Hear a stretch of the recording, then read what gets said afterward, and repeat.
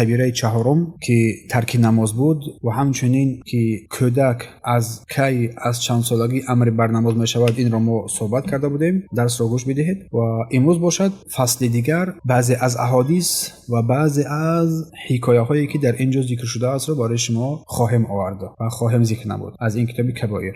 می‌فرماید که وقد ورد فی الحدیث، به درستی که وارد شده است در حدیث آن که در این کتاب ذکر شده است، آن را ما میاریم و مقدمه آن را گفتیم که این حدیث موضوع و باطل است. می‌فرماید که وقد ورد فی الحدیث، به درستی که در حدیث وارد شده است اگر هر کس که نمازهای 5 وقته را حفظ نماید، الله او را با 5 چیز اکرام میکند. الله از او تنگی را دور میسازد. خوب گوش بدهید. الله از او تنگی زندگی را دور میسازد و او را از عذاب قبر دور میسازد و کتابش را با دستی راست در آن روز میدهد، داده میشود و در بالای صراط مثل برق میگذرد و داخل میشود جنت را بدون حساب. و هر کسی که نسبت نماز به اهمیتی کند، الله او را عقاب میکند با 5 چیز. و هر کسی که نسبتی ما گفتیم که در اینجا ذکر شده است، اگر هر کسی که نماز را حفظ نماید، 5 وقت نماز در وقت ادا نماید، الله برای او 5 چیز را عطا می‌نماید. از او تنگی زندگی را دور می‌سازد، عذاب قبر را از او دور می‌سازد، کتاب را با دست راستش می‌دهد، بر صراط مثل برق می‌گذرد و داخل می‌شود جنت را از هر دری که بخواهد. اما برخلاف این، اگر هر کس که نسبت نماز بی‌پروایی کند، تنبلی نماید، الله او را بر 15 چیز عقاب می‌کند. هر کس نسبت نماز بی‌پروا و بی اهمیتی نماید، الله او را بر 15 چیز عقاب و عذاب میکند. 5 تای آن در دنیا است، 3 تای آن هنگام مرگ است، 3 تای آن در قبرش است و 3 تای آن هنگام بیرون شدن از قبر است. اما آن 5 تایی که در قبر عذاب است، برکت را از عمرش میگیرد، سیمای صالحان را از چهرهش میکشد و هر عملی که انجام میدهد با آن اجر نمیگیرد، دعایش به آسمان برداشته نمیشود و هیچ نصیب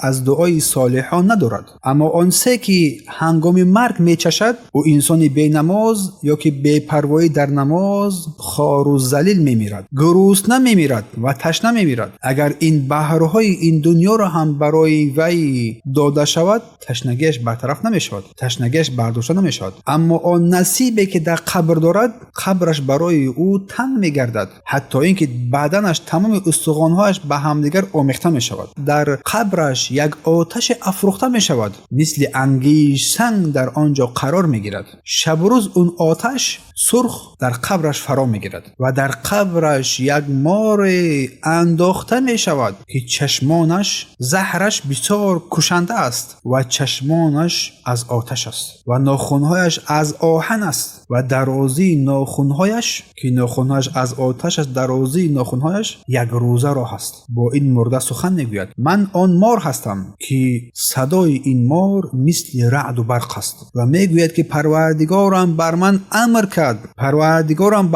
امر کرد هر شخصی بی نماز تنبلی در نماز را در این قبر شب روز عذاب بدهم و هر کسی که نماز فجر را به تأخیر می اندازد، تنبلی میکند تا طلوع فجر او را عذاب بکنم و هر کسی که نماز پیشین را تنبلی میکند، من او را تا نماز عصر عذاب بکنم و هر کسی که نماز عصر را تنبلی میکند، او را تا شام عذاب بکنم و هر کی نماز شام را تنبلی کند، او را تا خفتن عذاب بکنم و هر کی نماز خفتن را تنبلی کند، او را تا بامداد عذاب بکنم. و هر وقتی که من این بنده بی نماز را تنبلی در نمازش را ضربه میزنم، 70 ذراع بر زمین چقور داخل می شود و در این داخل قبر در این زمین تا روز قیامت عذاب هم می شود. اما آن 3 مصیبتی که انسان هنگام بیرون شدن از قبرش می بیند، در روز قیامت از شدت حساب و از غضب الله سبحانه و تعالی حساب او دشوار می گردد، الله بر او غضب می کند و در آخر داخل جهنم، داخل آتش می شود. و در دیگر روایت: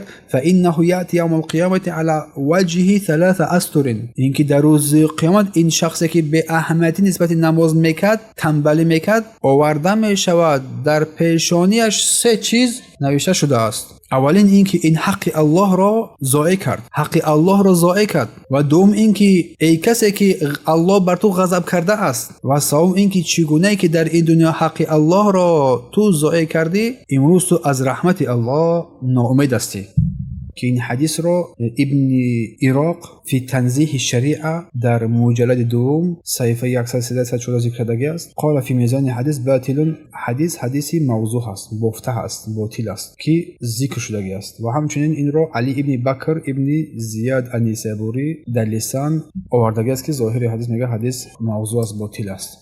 و از ابن عباس رضی الله عنه روایت است که گفتند که قال گفت اذا کان یوم القیامت، اگر که روز قیامت فرا برسد، مرد آورده می شود، انسان آورده می شود به نزد الله سبحانه و تعالی، فیأمر به الی النار فیقول، و امر کرده می شود که را به سوی آتش بکشانید و میگوید یا ربی لماذا، پروردگارا برای چی، پروردگارا برای چی، برای چی من به سوی آتش کشانده می شوم، برده میشوند. فیقول الله تعالی، این هنگام الله متعال میفرماید لتأخیر الصلاة عن اوقاتها و حلفک بی کاذبا، به خاطر تو امروز به سوی آتش کشانده میشوی، انداخته میشوی به خاطر تأخیر نمودن نمازهایت از وقتهایش و قسم خوردن بر من، قسم بر دروغ. این را ابن حجر حیثمی در زواجر مجلد اول ذکر نمودند. و همچنین از رسول الله صلی الله علیه و سلم این که روز از روزها بر صحابگانش گفت اللهم لا تدع فینا شقیا ولا محروم، پروردگارا در ما هیچ شقی را قرار نده و هیچ محرومی را نیز. و سپس گفت اتدرون من الشقی المحروم، آیا میدونید که شقی بدبخت محروم کی است؟ قالوا، صحابگان اکرام گفتند من هو یا رسول الله، و کی است ای رسول الله؟ قال تارک الصلاة، این شقی بدبخت بی نماز است، این شقی بدبخت محروم از رحمت الله، این آن بی نماز است، بی پروایش در نماز است. این رو ابن حجر حیثمی در زواج مجلد اول صفحه 227 ذکر نمودند. و همچنین روایت شده است اولین کسی که چهره اش در روز قیامت سیاه میگردد این بی نماز است، اولین کسی که چهره اش در روز قیامت سیاه میگردد این بی نماز است. و بعد درسته که در جهنم یک وادی است، در جهنم یک وادی است که بر وی وادی گفته می شود الملحمه، ملحم، که در این وادی ماروهایی هستند، در این وادی مارهایی هستند که به مثل گردن اشتر غوث هستند. درازی این مارها یک ماه را هست. این بینماز را به خود فرو میبرد، به خود فرو میبرد. آن زهره که این مارها دارند چنان زهر دهشتناک است که انسان را میجوشاند. 70 سال وقتی که او را زهرآلود میکنند این مار، 70 سال زهر وی در بدن انسان میجوشد و سپس گوشت بدن انسان پاره پاره شده میریزد بر زمین. این را ابن حجر حیثمی در زواجر ذکر نمودند. و حکایه روایت شده است که یک زن از بنی اسرائیل به نزد موسی علیه السلام آمد. زن از بنی اسرائیل به نزد موسی علیه السلام آمد. فقالت، پس گفت یا رسول الله، ای رسول الله، انی اذنیت ذنبا عظیما، من یک گناه بزرگی را کردم و قد تبت منه الی الله تعالی، ولیکن من از این گناه بزرگ به سوی الله توبه کردم. فدع الله ان یغفر لی ذنبی، ای موسی به سوی پروردگار دستی بر دعا بردار، دعا کن که موسی دعا کن که الله گناه من را بیامرزد و توبه ما را بپذیرد. موسی بر او گفت، موسی علیه السلام بر او گفت ما اذنبت، چی گناه کردی؟ قالت، گفت یا نبی الله، ای نبی الله، اینی زنیت، من زنا کردم و از زنا فرزنددار شدم و فرزند خود را به قتل رسانیدم. فقال لها موسی علیه السلام، این هنگام موسی علیه السلام بر او گفت اخرجی یا فاجره، ببرو از نظم، دور شو از نظم ای زنی فاجره، فاجر، از نظم دور شو که از آسمان حاضر آتش میفراید، ما و تو همگی رو میسوزاند از بدی تو. سپس این زن از نزد موسی علیه السلام با دل شکسته بیرون شد. این هنگام بود که جبرائیل علیه السلام فرود آمد و گفت ای موسی، پروردگارت میگوید بر تو چرا رد کردی این توبه رو؟ این زن توبه کننده خدا چرا رد کردی؟ چرا او را سور کردی؟ ای موسی آیا از این گناه دا بدترش رو ندیدی؟ قال موسی گفت ای جبرائیل من هو شر منها، از این زن دا بدتر دیگه کی است که از زنا کودک به دنیا آورد، زنا کرد کودک به دنیا آورد، پس کودک خدا کشت، از این دا چی گناه بدتر است؟ قال تارک الصلاه، گفت بینمازی که نماز رو ترک میکند، نماز را قصدن ترک مینماید، نسبت نماز بی پروایی و بی اهمیتی میکند. حکایه دیگر رو میآورد. قال بعض السلف، بعضی از سلف میگویند که انه اتى اختا له ماتت فسقط کیس منه، بعضی از سلف میگویند که به نزد خواهرش اومد که خواهرش مرده بود، وفات کرده بود و یک مقدار پول از او در یک خلطه هنگام گرانیدن خواهرش در قبر افتاده بود. یعنی هنگامی که این خواهری که وفات کرده بود آن را خواستن بگرانند، پولهایش در آن قبر غلطیده بود، حس نکرد حتی اینکه قبر محکم کردش پوشیده شد و برگشت به سوی خانه. سپس در یادش رسید به سوی قبرش برگشت و آن قبر را کند، بعد آنی که مردم هم رفته بودند تا که پولهایش را بگیرد. در حال دید که قبر پر از آتش است، در حال خاک را برگردانید و به سوی خانه برگشت، به سوی مادرش برگشت، گریان به سوی مادرش و زیغ برگشت. فقال یا امه، ای مادر جان، اخبرنی، بر من خبر بده، ان اختی، از خواهرم، مادر جان من را از خواهرم خبر بده، چیکار میکرد؟ ما کنه تعمل، چیکار میکرد؟ چی عمل رو انجام میداد؟ قالت، گفت ما سؤالک عنها، چرا از او سوال میکنی؟ قال یا امی، ای مادر جان، رأیت قبرها یشتعل علیها النار، من قبری وارد دیدم که آتش پر از آتش، قبرش پر از آتش است. قال فبکت، گفت و گریه کرد مادر. قالت، گفت گریه کنان، یا ولدی، ای پسرم، ای پسر جانم، کانت اختکی تتهاون بالصلاه، خواهر تو نسبت نماز بی پروا و بی اهمیتی میکرد و نماز را در وقتش ادا نمیکرد، آن را تأخیر میکرد. پس این از حالش امروز که در قبر بر این حال گرفتار است. این باشد حال آن کسی که نماز را بی پروایی میکرد، نماز میخواند ولیکن آن را وقتش را از تأخیر میانداخت، به تأخیر میانداخت. اگر این حال وی باشد، پس وای بر حال بی نماز. از الله عافیت میطلبیم و از او میخواهیم که ما را حفظ نماید، نمازها را در وقتش ادا نماییم و آنها را تأخیر نکنیم.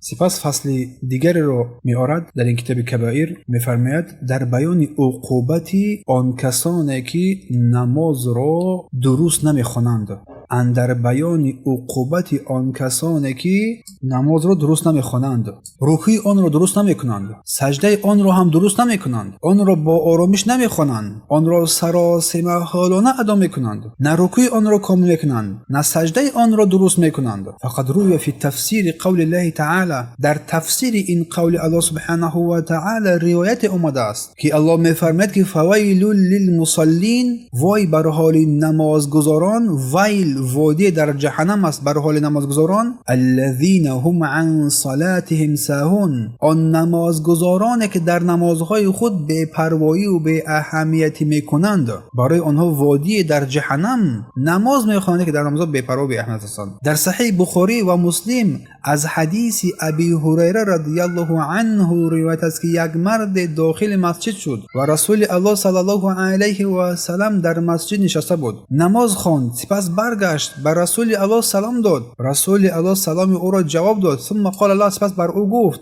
ارجع فصلی فانک لم تصلی، بر بگرد نماز را از سر بگذار که تو نماز نخوندی. برگشت نماز خواند چگونه که خوانده بود، سپس آمد و سلام داد و پیامبر سلام او را جواب داد و بر او گفت ارجع فصلی فانک لم تصلی، بر بگرد نماز را از سر بخوان که تو نماز نخوندی. بازگشت چگونه که نماز میخوان، باز نماز را از سر خواند و برگشت و سلام داد، پیامبر سلام او را جواب گفت و گفت برگرد نماز خوان که تو نماز نخوندی. 3 بار این رو گفت. در 3 بار گفت آن مرد والذی بعثک بالحق یا رسول الله ما احسن غیره، قسم به آن ذاتی که تو را بر حق فرستاده است، من دیگر از این دم بهتر نمیتوانم، از این دهم نیکوتر خوانده نمیتوانم. فعلمنی، چی گفت؟ ای رسول مرا تعلیم بده. فقال نبی، سپس رسول الله فرمود اذا قمت الى الصلاه، اگر به سوی نماز برخاستی، فکبر، فتکبیر بگو، ثم اقرا ما تيسر معك من القرآن، سپس آنچه که برایت از آموزش قرآن آموخته ای بخوان، بعد سوره فاتحه، ثم ارکع حتى تطمئن راکعا، سپس رکوع نما حتی در رکوع تو آرامش بگیری، ثم ارفع حتى تعدل قائما، سپس از رکوع بر بخیز، حتی راست بیستی آرام بگیری. ثم اسجد حتی تطمئن ساجدا، سپس سجده نما حتی اینکه در سجده آرامش بگیری. ثم اجلس حتی تطمئن جالس، سپس بنشین حتی اینکه در نشستن تو آرامش بگیری. ثم اسجد حتی تطمئن سجدا، سپس باز سجده نما حتی اینکه در سجده آرامش بگیری. وافعل ذلك فی الصلاه کلها، همه این رو در هر رکعت از نماز انجام بده. از حدیث ابی هریره در روایت بخاری و مسلم. و در بین صفت نماز پیامبر ما کتاب‌هایی داریم حتی با صوت و با صورت. پس نسبت نماز بعد آن که فهمیدید دیگه بی‌پروايی نکنید. و همچنین روایت از امام احمد است، از بدری گفت رسول الله صلی الله علیه و سلم فرمود لا تجزئ الصلاه، نماز صحیح نمیگردد، لا تقیم الرجل فيها صلبه، نماز مرد، نماز انسان درست و صحیح نمیگردد اگر انسان در قیام و در رکوع و در سجده در قیام میونش راست نکند، در رکوع میونش راست نکند و در سجده نیست. روایت ابی داود و ترمذی و گفت حدیث نیکو است، صحیح است. و در روایت دیگر حتی تقیم ظهره فی رکوع و سجود، حتی اینکه پشتش رو در رکوع و در سجده راست نماید. در صفت نماز پیامبر هم اینا رو به صورت نشان داده است، بلکه 3-4 صفت نماز پیامبر هم ترجمه شده است، چون منزلت نماز عظیم است و عقوبت آن هم بزرگ است. این نص از رسول الله صلی الله علیه و سلم است. در روایت احمد و ابی داود و ترمذی و البانی صحیح گفتن این رو که هر کی نماز را بخواند که پشتش راست نکند در رکوع در سجده، نمازش باطل می شود و این در نمازهای فرضی است. و همچنین آرامش در هر حرکت، در هر رکوع و سجده، در هر قیام، در هر حالت، وقتی که از یک رکن به یک رکن دیگر میره در همه آنها آرامش ری تام بگیری، سپس بر رکن دیگر بروی، هر عضو بدن آرام بگیرد. و از او صلی الله علیه و سلم نیز ثابت شده است که گفت اشد الناس سرقتا، سخترین از مردم در دزدی آن چیزی است که از نماز او دزدیده می شود. قیل گفته شد فکیف یسرق من صلاتی، چگونه از نماز او بنده دزدیده می شود؟ قال لا یتم رکوعها، رکوعش را کامل نمی کند، ولا سجودها، و نه سجودش و سجدهش را کامل می کند، ولا قرائت فیها، نه قرائتش را نیکو می نماید. امام احمد از حدیث ابی هریره رضی الله عنه روایت می‌نماید که رسول الله صلی الله علیه و فرمودند لا ينظر الله الى رجل، الله نظر نمی کند به سوی آن مردی که لا یقیم صلبه من رکوع و سجود، اینکه انسان در رکوع در سجده میونش را راست نیکو نمی کند. و قال علیه السلام، رسول الله گفتند تلک الصلاه المنافق، این نماز منافق است، نماز منافق است که منتظر آفتاب می ایستد حتی اینکه بین دو شاخ شیطان میبراید، سپس نمازش را میگذارد و الله را ذکر نمیکند مگر اندکی. در روایت مسلم الله را ذکر نمیکند، الله را یاد نمیکند مگر اندکی. و همچنین حدیث ابی موسی است قال رسول الله صلی الله علیه و سلم نماز خواندند روز از روزها با صحابگانش، سپس نشستند، یک مرد داخل شد و خست نماز میخواند، رکوع میکرد، سجده میکرد، ولیکن رکوع و سجدهش را درست نمیکرد، رکوع و سجدهش را درست نمیکرد، آرامش را هم اهمیت نمیداد. فقال رسول الله، رسول الله چی گفت؟ این صحابگان ترون هذا، آیا تو این رو میبینی؟ آیا نمازخوانی این مرد را شما دیده ایستاده اید؟ لو مات علی غیر ملت محمد، اگر به این حال بمیرد بر غیر ملت محمد مرده است، یعنی به اسلام نمرده است. در روایت ابن خزیمه بیهقی و سنن کبرى در صفت صلات نبی حدیث صحیح دونستند، در صحیحش ابن خزیمه این را ذکر کرده است. و همچنین از عمر بن خطاب رضی الله عنه از رسول الله صلی الله علیه و روایت است گفتند ما من مصلی الا و ملک عن یمینه و ملک عن یساره، هیچ نمازگزار نیست مگر اینکه یک ملائکه از طرف راست او و دیگر ملائکه از طرف چپ او قرار دارد. اگر این نماز را کامل کردند نماز این بنده را به سوی الله میبردارند، اگر این نماز را کامل نکردند با این نمازش در چهره همون نمازگزار میزنند. و البانی این حدیث را در سلسله احادیث ضعیف روایت کرده است. و بیهقی با سندش از عباده ابن صامت رضی الله عنه از رسول الله صلی الله علیه و سلم روایت میکنند، میفرمایند که قال گفت صلی الله علیه و سلم من توضأ احسن الوضوء، کسی که بهترین وضو را نماید، سپس به سوی نماز بر بخیزد، رکوعش را کامل نماید، سجده اش را درست نماید، قرائتش را نیکو نماید، نماز بر او بنده میگوید حفظک الله کما حفظتنی، الله تو را حفظ نماید چگونه که من را حفظ نمودی. ثم صعد بها الى السماع، سپس با سوی آسمان نماز برداشته می شود. و له ضوء و نور که روشنی دارد. ففتحت له ابواب السماع، از برای این نماز بنده درهای آسمان گشوده می شود. حتی تنتهی بها الی الله تعالی، حتی ای که به نزد الله سبحانه و تعالی این نماز می رسد. فتشفع لصاحبها، و از برای صاحبش که این نماز را خوانده بود شفاعت می کند. فاذا لم تتم رکوعه، اگر رکوع این نماز کامل نبود، سجده این نماز کامل نبود، قرائت این نماز درست نبود، قالت صلات، نماز میگوید ضیعک الله کما ضیعتنی، الله تو را ضایع کند چگونه که من را ضایع کردی. سپس به سوی آسمان می رود در حالی که در تاریکی هست و درهای آسمان برایش محکم می شود. سپس این نماز تلف می شود چگونه ای که لباس تلف می شود، پاره پاره می گردد و در چهره این انسان زده می شود این نمازش. در سلسله ضعیف این حدیث ذکر شده است. از سلمان فارسی رضی الله عنه روایت که گفتند رسول الله صلی الله علیه و فرمودند نماز این میزان است، هر کسی که نماز را به نیکوترین حالت وفا کرد پس وفا کرده،